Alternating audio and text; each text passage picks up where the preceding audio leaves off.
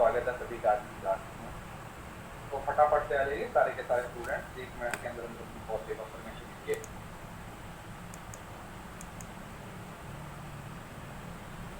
हाँ, अब अगर इस होगा कि आप एक ग्रुप को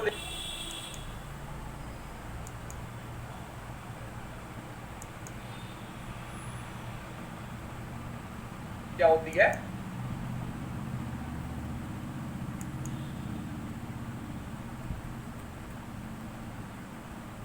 तो इस तरीके से 5 के जितने भी नंबर हैं वो बना दिए जाते हैं। समझ रहे हो?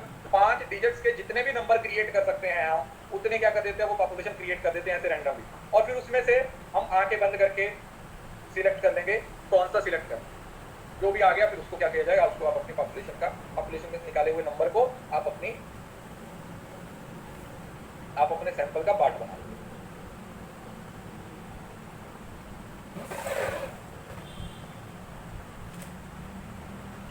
तो इसमें क्या कर दिया हमने, नंबर्स को बना दिया और नंबर्स में से कुछ भी सिलेक्ट करें। ऑब्वियसली बात है सारे नंबर अलग अलग है, कोई भी नंबर है वो सेम नहीं होगा, सारे नंबर क्या है अलग अलग है। हम ज्यादातर ये वाला मेथड हम यूज करते हैं, हम ये वाला लॉटरी मेथड को क्या करते हैं ज्यादा इस्तेमाल करते हैं। जो मोस्टली यूज किया जाता मेथड है वो ये लॉटरी वाला है, टेबल ऑफ रैंडम नंबर्स को इस्तेमाल कम किया जाता है मोस्टली। एक ही नंबर एक बार में यूज किया जाएगा। अब इसमें दो चीजें आ जाती हैं, एक आ जाता है विद रिप्लेसमेंट और विदाउट रिप्लेसमेंट। अब इसमें से कई बार क्वेश्चन पूछा गया। देखो, विद रिप्लेसमेंट का मतलब क्या हुआ कि आपने एक सैंपल निकाला, विद रिप्लेसमेंट मतलब फिर उसको दोबारा बीच में डाल दिया और फिर से दोबारा सैंपल लिया। ठीक है, विद रिप्लेसमेंट मतलब रिप्लेस कर दिया उसको दोबारा। आपने यूनिट को एक, मतलब सपोज करो आपके पास एक बैग है, उसमें 5 गेंदें हैं, उसमें से आपने एक गेंद निकाली, सपोज करो वो ग्रीन रंग की है। फिर आपको बोला कि ये जो सैंपलिंग है ना विद रिप्लेसमेंट है, विदाउट नहीं है, मतलब रिप्लेस करना पड़ेगा। तो फिर आपने दोबारा उस गेंद को बीच में डाल दिया, उसको हिलाया, फिर से आपने उस सैंपल में से गेंद को निकाला। तो क्या दोबारा वो गेंद आ सकती है या नहीं आ सकती? यस, क्योंकि वो अंदर है, वो अंदर ही है, अंदर है तो आ सकती है। इसका मतलब विद रिप्लेसमेंट में हर यूनिट के सिलेक्ट होने के दोबारा चांसेस भी होते हैं, क्योंकि वो जो सिलेक्ट की थी वो अभी भी उसके अंदर ही है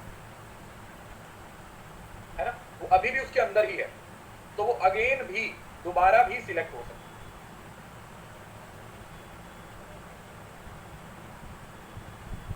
है। इट मे और मिट नॉट, हो ही ना होगी अलग है, बस चांसेस है कि उसको दोबारा सिलेक्ट किया जा सकता है, क्योंकि वो उसके अंदर ही है। क्या वो दोबारा सिलेक्ट हो सकती है? बिल्कुल सिलेक्ट हो सकती है। क्यों? क्योंकि भाई वो दोबारा उस प्रोबेबिलिटी का हिस्सा बन गई है ना, दोबारा उस ग्रुप का हिस्सा बन गई है, तो हो सकता है दोबारा भी वही सिलेक्ट हो जाए। लेकिन विदाउट रिप्लेसमेंट में रिप्लेस नहीं किया है, अब उसको बाहर ही रखा है, तो जब बाहर ही है तो ग्रुप का पार्ट ही नहीं है, तो फिर वो दोबारा सिलेक्ट नहीं हो सकती। मतलब ग्रीन गेम थी, ग्रीन गेम को बाहर निकाल लिया, अब वो है ही नहीं जब उस ग्रुप का पार्ट है, तो फिर उसको कैसे सिलेक्ट कर सकते हैं? सो विद रिप्लेसमेंट के अंदर हम किसी भी यूनिट को दोबारा मतलब 2 टाइम सिलेक्ट कर सकते हैं, क्योंकि वो दोबारा उस पॉपुलेशन का पार्ट है। लेकिन विदाउट रिप्लेसमेंट में हम उस पॉपुलेशन को में से उस सैंपल को दोबारा सिलेक्ट नहीं कर सकते, क्योंकि वो उस पॉपुलेशन का हिस्सा नहीं। ठीक है, तो ये दो तरीके के सैंपलिंग मेथड्स का इस्तेमाल किया जाता है। अब अगर इसके एडवांटेज और डिसएडवांटेज की बात करें तो क्या है, सबसे पहले तो सिंपल रैंडम सैंपलिंग है, उसको उसके अंदर आपको पॉपुलेशन के किसी एक फीचर के बारे में नॉलेज होनी चाहिए, आपको पूरी पॉपुलेशन की नॉलेज नहीं होनी चाहिए। मतलब जिसके बेसिस पे आपने कॉमनैलिटीज की, जिसके बेसिस पे आपने पॉपुलेशन की होमोजेनिटी रही है, सिर्फ उस फीचर के बारे में पता होना जरूरी है, पॉपुलेशन के सारे फीचर्स के बारे में पता होना जरूरी है। You need not to know about all the features of population, की पॉपुलेशन के अंदर हर चीज के बारे में आपको पता होना जरूरी है। दूसरा, क्योंकि सिंपल रैंडम है तो हर यूनिट के सिलेक्ट होने के इक्वल चांसेस है, जो कि इसको एक रिलायबल मेथड बनाता है। कौन सा मेथड बनाता है? रिलायबल मेथड बनाता है। रिलायबल, बायस्ड नहीं होता, फ्री फ्रॉम बायसेस होता है। The sample can be called unbiased sample, unbiased आप बोल सकते हो। दूसरा, assessment of accuracy is same sample error estimation, मतलब क्योंकि हर यूनिट के सिलेक्ट होने के इक्वल चांसेस है, अनबायस्ड है, तो यहाँ पर जो एरर्स होते हैं उसकी वो जो होता है वो काफी कम होता है as compare to non random sample. It is simple and practical sampling methods, provide population size is not large. Finite number के केस में हम इस्तेमाल करते हैं। फाइनाइट कौन सा? फाइनाइट पॉपुलेशन के केसेस। किसके केसेस में? फाइनाइट पॉपुलेशन, मतलब एन है वो काउंटेबल होना जरूरी है। हमें नंबर पता होना चाहिए पॉपुलेशन का, तभी इस मेथड को अप्लाई किया जा सकता है। दूसरा आता है हमारे पास डीमेरिट।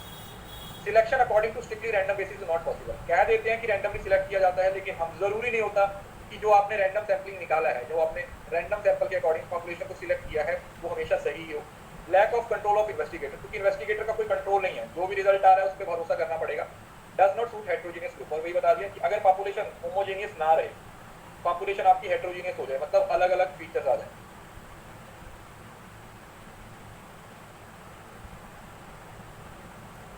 हेट्रोजीनियस हो जाए, तो फिर उस केस में अब पॉसिबल नहीं है।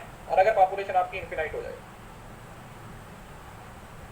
और अगर आपकी पॉपुलेशन इन्फिनाइट हो जाए, इसका कोई नंबर नहीं है, तो वहां पर भी इसको अप्लाई नहीं करें। तो ये बेसिक सबसे आसान है, सिंपल रैंडम सैंपलिंग। उसके बाद आता है हमारे पास सिस्टमैटिक सैंपलिंग। सिस्टमैटिक सैंपलिंग, जिसको आप इक्वल डिस्टेंस फिक्स्ड इंटरवल भी बोल देते हो। इसको क्या बोल देते हैं? फिक्स्ड इंटरवल भी बोल देते हैं। फिक्स्ड इंटरवल भी बोल देते हैं। nth यूनिट या kth यूनिट इसमें सिलेक्ट की जाती है। तो इसमें क्या करते हैं, आप पूरी पॉपुलेशन को पहले क्या कर देते हो, एक नंबर दे देते हो।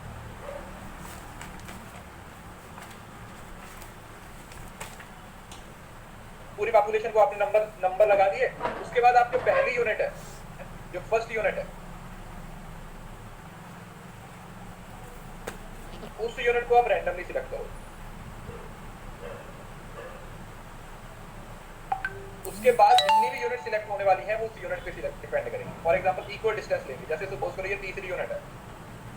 अब रैंडमली आपने सिलेक्ट किया तो यूनिट थर्ड आप लोगों की सिलेक्ट हो गई।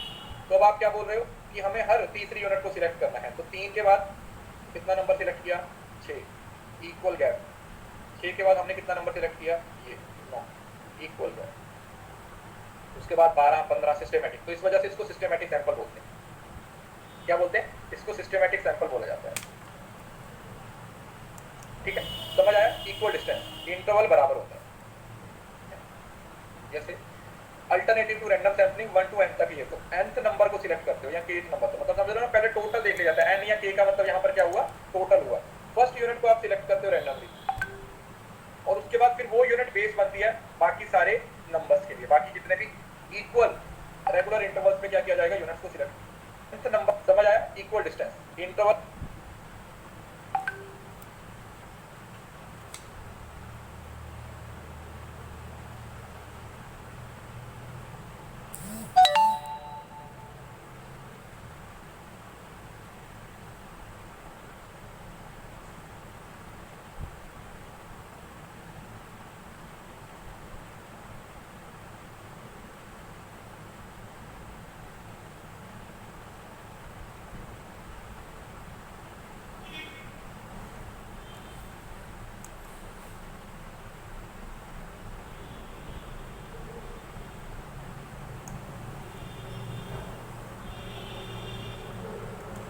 बराबर होती है। जैसे alternative to random sampling 1 to n तक ये, तो nth नंबर को सिलेक्ट करते हो या kth नंबर, तो मतलब समझ लो ना, पहले टोटल देख लिया जाता है। n या k का मतलब यहाँ पर क्या हुआ? टोटल हुआ। फर्स्ट यूनिट को आप सिलेक्ट करते हो रैंडमली, और उसके बाद फिर वो यूनिट बेस बनती है बाकी सारे नंबर्स के लिए। बाकी जितने भी इक्वल रेगुलर इंटरवल्स पे क्या किया जाएगा? यूनिट्स को सिलेक्ट किया जाएगा। फिर बाकी सारी यूनिट्स को इक्वल डिस्टेंस से खुद ही क्या किया जाएगा? सिलेक्ट कर लिया जाएगा। ठीक है, so that is equal regular interval. 2, 4, 6, 8, 10, 4, 8, 16 इस तरीके से सिलेक्ट किया जाएगा।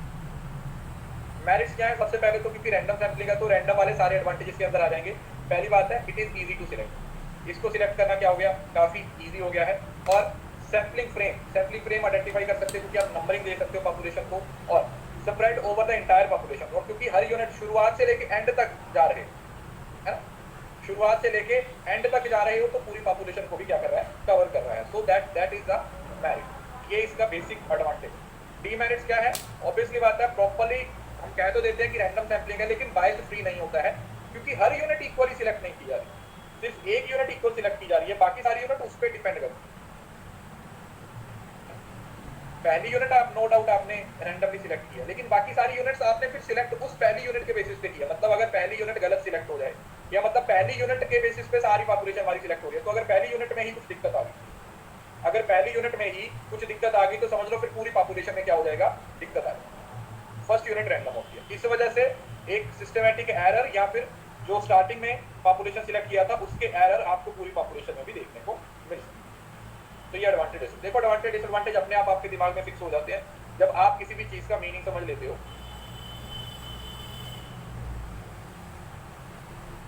तो उस मीनिंग के बेसिस पे उसकी बेसिक अंडरस्टैंडिंग अपने आप डेवलप हो जाती है।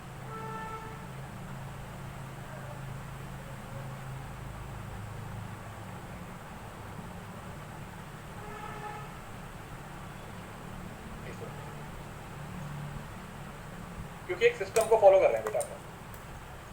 देन आता है स्ट्रेटिफाइड रैंडम सैंपलिंग। स्ट्रेटिफाइड का मतलब होता है group, homogeneous group of strata. इसको ध्यान से समझना। स्ट्रेटिफाइड का मतलब होता है ग्रुप, है ना। स्ट्रेटिफाइड का मतलब होता है ग्रुप। तो स्ट्रेटिफाइड रैंडम सैंपलिंग में क्या करते हैं, हमारे पास जो पॉपुलेशन होती है उसके हम होमोजेनियस स्ट्रेटा बना लेते हैं। देखो जब पॉपुलेशन हमारे पास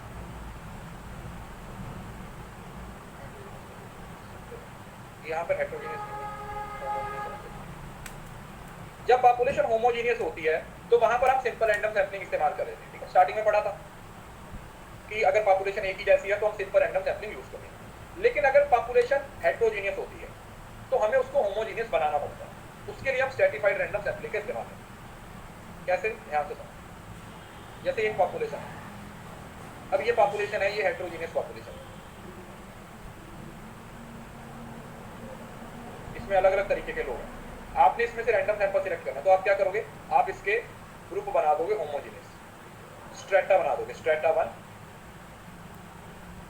स्ट्रेटा 2, स्ट्रेटा 3। आपने 3 ग्रुप बना दिए। पहले ग्रुप में सिर्फ मेल ले लिए, दूसरे ग्रुप में फिर फीमेल ले लिए और तीसरे ग्रुप में चिल्ड्रन ले लिए। ठीक है, होमोजेनियस कर दिया। हेटेरोजेनियस से हमने क्या कर दिया, पॉपुलेशन को होमोजेनियस कर दिया।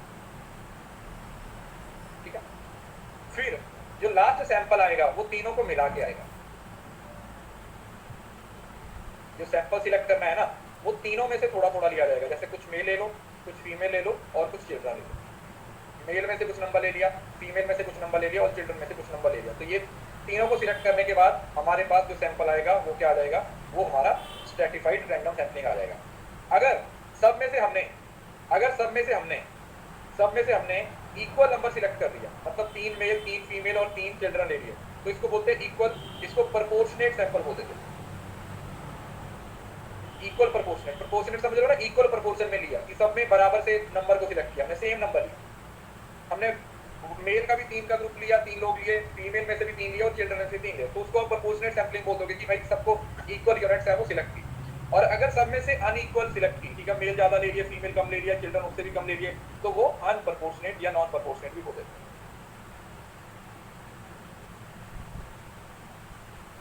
ठीक है, तो ये भी इससे क्वेश्चन पूछा जाता है, प्रोपोर्शनेट और नॉन प्रोपोर्शनेट सैंपलिंग टेक्निक की किसमें यूज होती है। तो पेपर में सवाल आता है इससे रिलेटेड, क्योंकि ये हमारा हेटेरोजेनियस ये स्ट्रेटिफाइड रैंडम सैंपलिंग और क्लस्टर सैंपलिंग ये एक दूसरे से मिलते जुलते हैं। तो दोनों को अंडरस्टैंड करना, दोनों को समझना जरूरी है। तो एक एक करके इनको समझने की कोशिश करेंगे। समझ आ गया डिस्प्रोपोर्शनेट को? तो हम क्या कर रहे हैं, हम पहले पॉपुलेशन को होमोजेनियस ग्रुप्स में डिवाइड कर देते हैं, जिसको आप स्ट्रेटा बोल देते हो और सब पॉपुलेशन बोल देते हो। ये देखो, जैसे हमारे पास पहले सारी लिस्ट ऑफ क्लाइंट है, ठीक है, अलग अलग क्लाइंट्स की लिस्ट है, तो उसके हमने स्ट्रेटा बना लिए।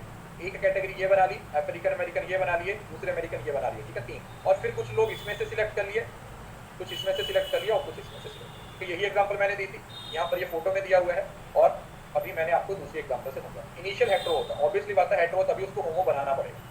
इनिशियल जो पॉपुलेशन है वो हेटेरो होगी, उसको होमो बनाना पड़ेगा।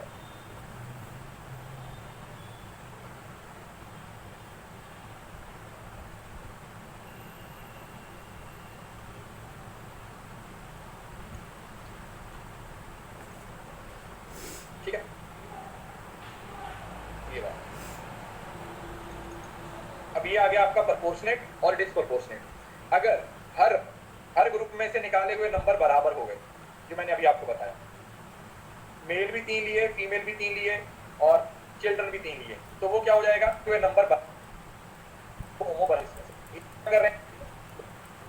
इसको अब में इसको सब ले लिए थोड़ा से पहले ग्रुप में सिर्फ मेल ले लिए, दूसरे ग्रुप में फिर फीमेल ले लिए और तीसरे ग्रुप में चिल्ड्रन। तो एक रिस्पोंडेंट नजर आए, एक इंटरव्यू ही नजर आए, तो वो कन्वीनियंस अपॉर्चुनिटी नहीं है तो क्या होगा?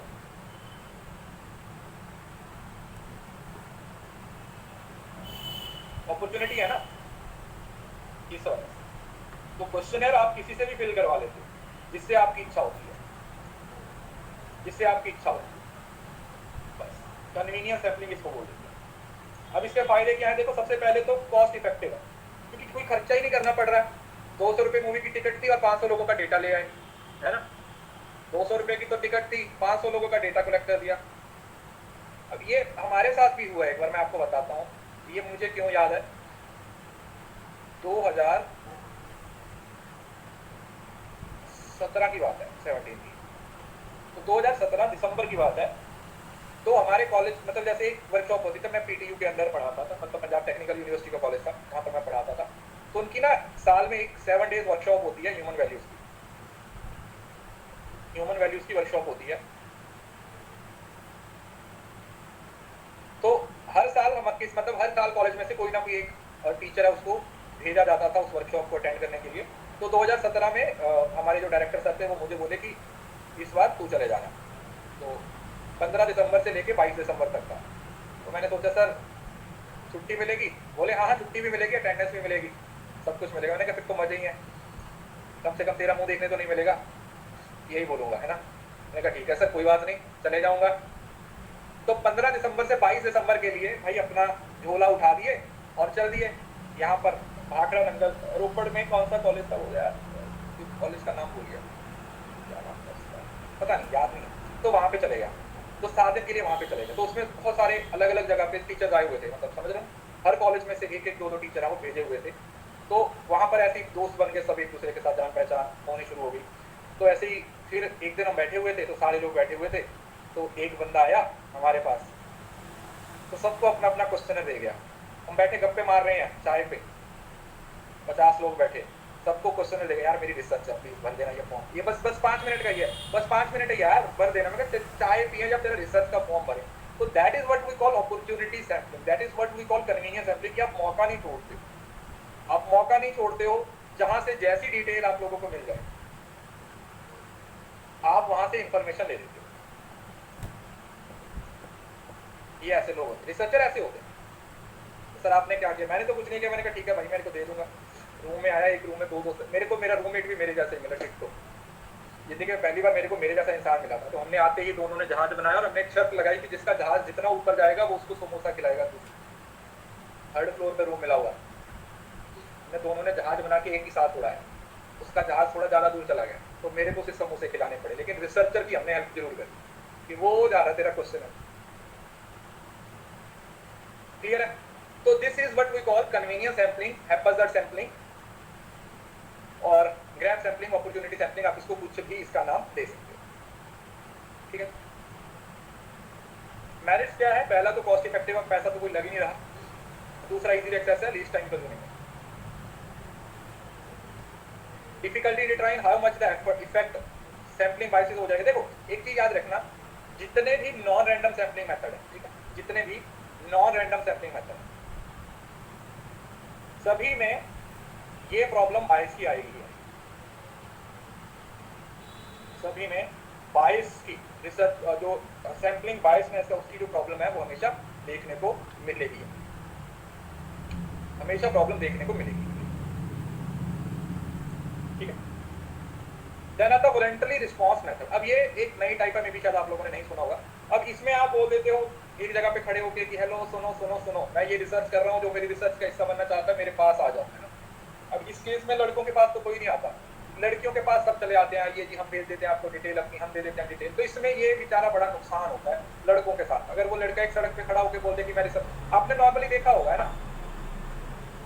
सपोज करो कोई बाजार है ना, कोई बहुत हुआ, वहां पे एक लड़का बाइक पे जा रहा है ना, अचानक से गिर गया। अरे भाई मशीनरी है, किसी को भी किसी भी टाइम पे धोखा दे सकती है, तो कोई उसे उठाने नहीं आएगा, बल्कि दूर से ना उसको टॉन्ट मारेंगे, क्यों?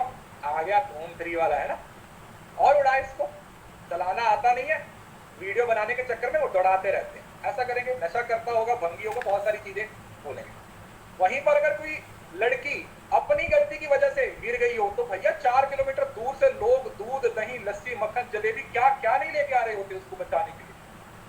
अभी क्या है ये, कोई जेंडर पार्शियलिटी? किस पर्पस, किसके बेसिस पे आप ये पार्शियलिटी कर रहे हो, है? किस बेसिस पे पार्शियलिटी कर रहे हो आप? तो वॉलंटरी रिस्पॉन्स का मतलब यही होता है,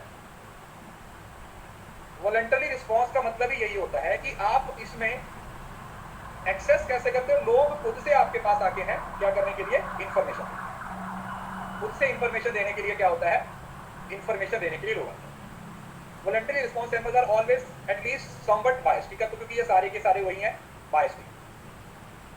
You send out the survey to all the students your university and a lot of people decided to complete it, ठीक है? आपने बहुत सारे लोगों को इंफॉर्मेशन दे दी और उसमें से जितने लोगों की इच्छा हुआ है वो वॉलंटरी अपनी इच्छा से क्या करते हैं, लोग उस रिसर्च का हिस्सा बनने के लिए आते हैं, ठीक है? So that's the voluntary response. उसके बाद पर्पसिव जजमेंटल सैंपलिंग, ये बहुत ही ज्यादा इंपॉर्टेंट है, ध्यान से समझना, ये थोड़ा इंपॉर्टेंट है, नहीं तो फिर पेपर में भूल जाओगे आप इसको। पर्पसिव और जजमेंटल सैंपलिंग क्या होती है? जब सैंपलिंग किसी पर्टिकुलर पर्पस के लिए या रिसर्चर की जजमेंट पे डिपेंड करती है। इसकी एक एग्जांपल याद रखना, पेपर में आप कभी भूलोगे नहीं। फॉर एग्जांपल इसमें क्वेश्चन भी आता है, आपको एक क्रिकेट की टीम को सिलेक्ट करना है। क्या करना है? आपको एक क्रिकेट की टीम को सिलेक्ट करना है, तो आप उन्हीं लोगों में से सैंपल लोगे ना जिसको क्रिकेट खेलना आता है ना? मतलब जिनको क्रिकेट खेलना आता है आप उसी में से सैंपल लोगे ना। अब जिसको क्रिकेट के बारे में पता ही नहीं है, आप उसको एज अ सैंपल थोड़ी ले लोगे। फिर किसी को भी सैंपल लिया, उससे पूछा क्रिकेट के बारे में आपको कितनी नॉलेज है? सर क्रिकेट के बारे में हमें इतनी नॉलेज है कि क्रिकेट में जो ज्यादा गोल करता है वो जीतता है।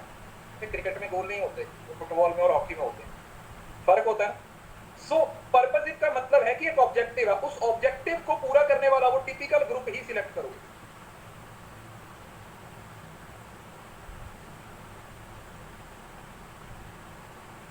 यस और नो, जैसे कोई सेल्स पर्सन है, सेल्स वूमेन को सिलेक्ट करना, तो आप उन्हीं को करोगे ना जिनको सेल करनी आती है। कोई क्रिकेट की टीम को सिलेक्ट कर रहे हो तो आप उन्हीं लोगों को सिलेक्ट करोगे जिनको क्रिकेट खेलना आता है। सो इस वजह से पर्पसिव या जजमेंटल सैंपलिंग का मेन ऑब्जेक्टिव यही होता है कि हम उन्हीं लोगों को सिलेक्ट करते हैं जो हमारी रिसर्च में, हमारी एक्चुअली में हेल्प करने वाले हैं, हमारे ऑब्जेक्टिव को फुलफिल करने वाले हैं। That is what we call judgemental sampling. इसको हम क्या बोलते थे? जजमेंटल सैंपलिंग, इसी वजह से बोलते हैं। That is why it is called judgemental sampling. इसको हम जजमेंटल सैंपलिंग का नाम देते हैं। जैसे बैक बेंच चल रही है, जो लेट लतीफ आ रहे थे, इसमें क्वेश्चन आया था लेट लतीफ। अगर टीचर एक क्लास में लेट आने वाले बच्चों की स्टडी करना चाहता है तो वो सैंपल में किनको सिलेक्ट करेगा? वही ना जो लेट आते हैं, जो बच्चे लेट आते हैं उसी को सिलेक्ट करेगा ना। ऐसा थोड़ी है कि जो टाइम पे आ रहे हैं उनको भी पकड़ लेंगे, जो लेट कमर्स हैं, है ना, उन्हीं को पकड़ेंगे ना। ये तो नहीं जिनकी कमर का कमरा बना हुआ उसको भी पकड़ेंगे कि तुम भी आ जाओ, नहीं भाई, लेट कमर अलग है और कमर के कमरे वाले अलग है, तो दोनों में फर्क है। सो यहाँ पर आप सैंपल वही लेते हो जो आपके ऑब्जेक्टिव को फुलफिल कर रहा हो।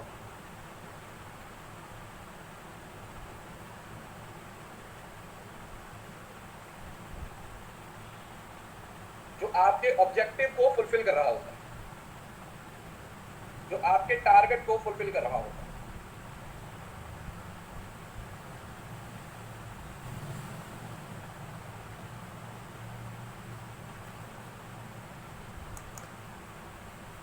राइट? अब it uses the best available knowledge concerning the sampling subject, क्योंकि इसमें हमारे पास एक ऑब्जेक्टिव है।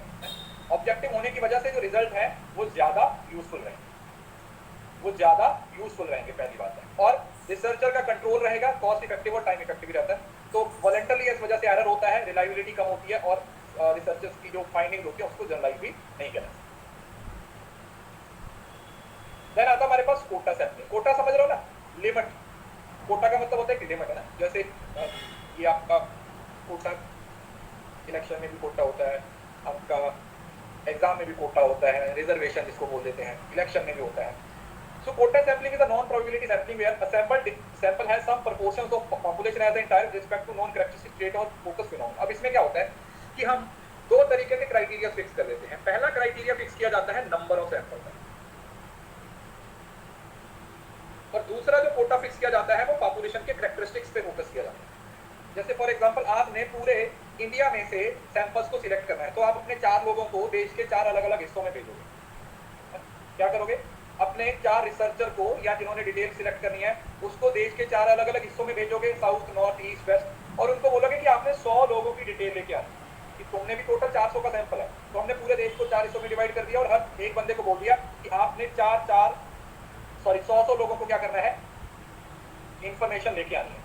लेकिन जो इंफॉर्मेशन लेंगे वो एक पर्टिकुलर बंदे की होनी चाहिए, जैसे सिर्फ उस बंदे की इंफॉर्मेशन लेनी है जो गंजा होगा,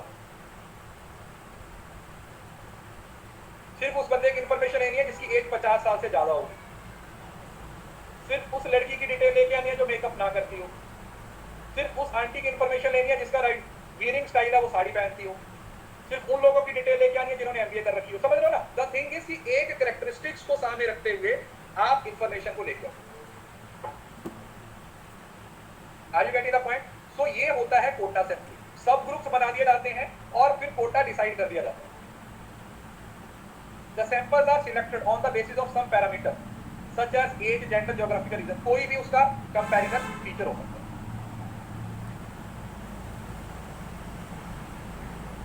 तो इसको हम बोल देते हैं कोटा सैंपलिंग, जिसमें आप नंबर ऑफ यूनिट्स पे भी कोटा डिसाइड करते हो और साथ ही साथ जो फीचर है, जो कैरेक्टरिस्टिक्स है, उस पे भी आप एक कोटा फिक्स कर देते हो, फिक्स बना देते हो, राइट?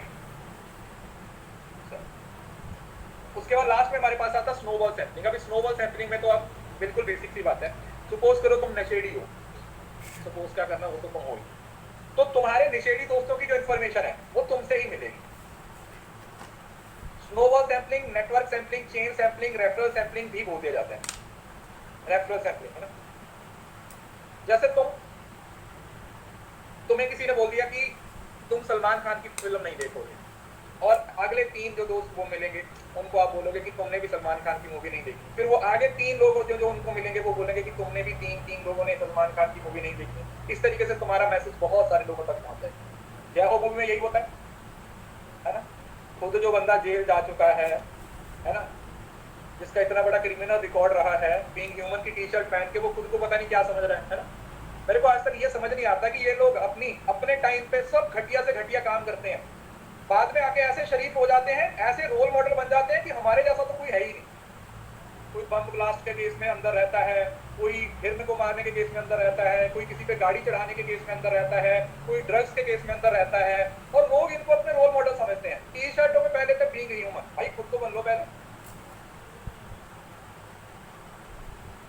पहले खुद तो बन लो।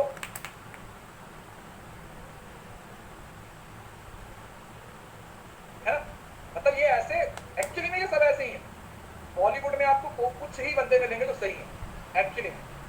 जो लोग बॉलीवुड की एक्ट्रेस को अपनी आइडल मानते हैं ना, बेवकूफ हो तुम, भयंकर बेवकूफ हो। तो स्नोबॉल सैंपलिंग में क्या होता है कि यहाँ पर सैंपल को सिलेक्ट करना बड़ा डिफिकल्ट होता है क्योंकि आप उन लोगों तक पहुंच नहीं पाते। फॉर एग्जांपल, आप लोगों की ऐसी रिसर्च है जिसमें आप ऐसे लोगों पे रिसर्च करना चाहते हो जो ड्रग्स लेते हैं। ध्यान से समझना, आप उन लोगों की मेंटल कंडीशन के बारे में जानने की कोशिश करना चाहते हो, आप उन लोगों के बारे में जानने की कोशिश करना चाहते हो जो ड्रग्स लेते हैं। तो जो ड्रग्स लेते हैं उन आपको थोड़ी ना पता कौन ड्रग लेता है, तो आप कम से कम एक ऐसे बंदे को पकड़ोगे जो ड्रग्स लेता है, फिर वो आपको आगे और लोगों के बारे में बताएगा जो ड्रग्स लेते हैं, फिर वो आगे और लोगों के बारे में बताएंगे जो ड्रग्स लेते हैं। तो समझ रहे हैं ना, कि नेटवर्क बन जाएगा, एक नेटवर्क बन जाएगा आपका। क्या हो जाएगा? एक नेटवर्क बन जाएगा जो आपके सैंपल को सिलेक्ट करने में हेल्प करेगा। ठीक है? अरे यार, सब आपको क्या लगता है कि बॉलीवुड, मैं बता रहा हूं, अगर आप में से कोई भी बंदा, मैं फिर से बोल रहा हूं, चाहे कोई एक्टर है चाहे कोई एक्ट्रेस है, अगर आप किसी बॉलीवुड के बंदे को अपना रोल मॉडल मानते हो ना, तो आपसे बेकार मेंटालिटी किसी की नहीं है, ट्रस्ट नहीं, किसी की भी नहीं है। उसके अलावा मार्केट में यहाँ पर बहुत सारे लोग हैं जो कुछ अच्छा कर रहे हैं, जिनको आप अपना रोल मॉडल मान सकते हो। तो इस वजह से ये बॉलीवुड, टॉलीवुड, हॉलीवुड ये कुछ नहीं है जिससे आपकी जिंदगी में कुछ चेंज आए। वो लोग होते हैं, they are not actually, army man है, आर्मी में काम करने वाले होते हैं, टीचर्स हैं, दे आर रोल मॉडल है, इवन के मार्केटर्स आर रोल मॉडल है, एंटरप्रेन्योर्स आर रोल मॉडल। मतलब जिससे रोल मॉडल का मतलब क्या होता है? रोल मॉडल का मतलब एक ऐसा बंदा जिससे आप इन्फ्लुएंस हो रहे हो। क्रिकेटर, यस, क्रिकेटर हो सकते हैं लेकिन वो भी सारे नहीं हो सकते। ठीक है, आजकल तो आप किस क्रिकेटर को अपना रोल मॉडल मानोगे? बोलो किस क्रिकेटर को, कौन सा क्रिकेटर है जिसको आप रोल मॉडल मानोगे? अबे सब तुम्हें जुआ खेलना सिखा रहे हैं, बताओ कौन सा क्रिकेटर है जो आपको जुआ खेलना नहीं सिखा रहा? 2-4 मैचों में मैन ऑफ द मैच मिल जाए, वो ड्रीम 11 पे टीम बना लो। क्यों बना ले भाई? तेरे बाप के नौकर लगे हुए हैं क्या? तेरे बाप के नौकर लगे हुए हैं क्या? ड्रीम 11 पे ड्रीम बना ले, यहाँ पे बना ले, वहां पे बना ले। सोचो, जहां पर सरकार लोगों को रोजगार के लिए ये बोलती है कि आप मेहनत करो, वहीं पर ये कुछ चुटकू से लोग आके क्या बोलते हैं कि आओ जी ड्रीम 11 पे टीम बनाओ। तो वो कुछ दूसरे हैं, वो ये बात बोल रहे होते हैं कि एस्ट्रोलॉजर ने मेरे को बचपन में बता दिया था कि मैं बड़ा होकर क्रिकेटर बनूंगा। अच्छा, तो खुद कुछ नहीं किया तूने, फिर वो आ जाते जुबान केसरी वाले आ जाते हैं। अब तो क्रिकेटर भी ये ऐड करने लगे हैं। सर द पॉइंट इज कि अपने रोल मॉडल सिलेक्ट करने से पहले ये समझ लो कि क्या वो वाकई में आपके रोल मॉडल बनने के लायक हैं या नहीं। नहीं तो बेस्ट है अपने मम्मी पापा को अपने रोल मॉडल समझो।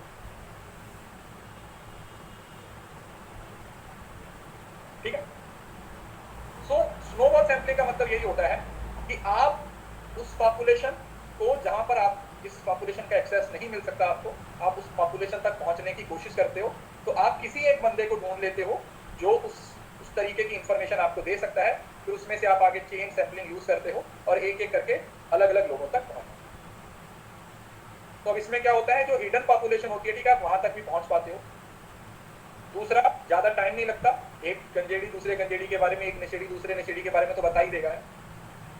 A little planning is required। एक बंदा ढूंढना है आपने, बस एक बंदा ढूंढ लिया, बस बाकी सब उसने 1 से 3, 3 से 6, 6 से 9 अपने आप ही हो जाएगा। Over sampling can be done, actual pattern, ठीक है, ये कुछ खास ही नहीं है।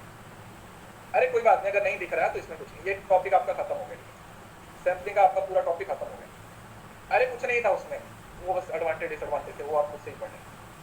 कोटा सैम्पलिंग में कुछ नहीं होता, 2 तरीके के कोटा डिसाइड कर देते हो।